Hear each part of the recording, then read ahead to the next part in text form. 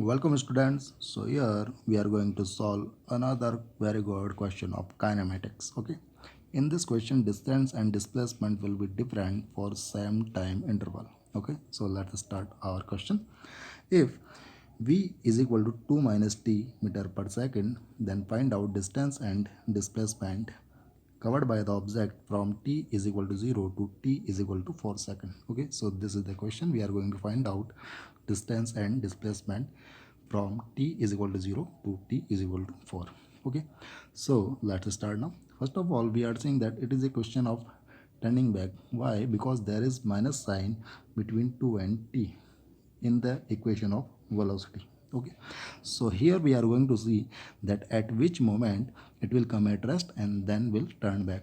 Okay, so we will put v is equal to 0. So from here we will get 2 minus t is equal to 0. So t is equal to 2 seconds. So at 2 seconds object will turn back. Okay, it means it will move like this. It will come here, then it will come at rest momentarily and then will turn back. Okay, now we are going to find out distance and displacement. So for this we are going to find out function of position in terms of time. Okay, so as we know that v is equal to dx upon dt, so from here we will get dx is equal to v into dt.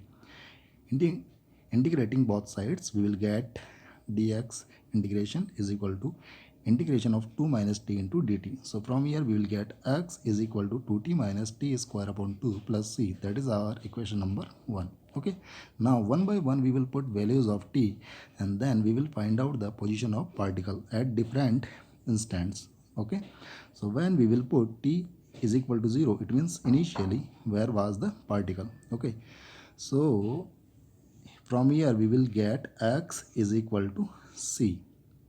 Okay, so initially particle was at point c. Okay, then we will put t is equal to 4 second. At this moment we are seeing that when we will put t is equal to 4 second, then solving this we again getting x is equal to c. It means after 4 second particle will come at same point. Okay, but at 2 second when it turned back, at that moment we are seeing that value of x is equal to 2 into 2 minus 2 square upon 2 plus c. So from here we will get c plus 2. It means particle will come at c plus 2 position.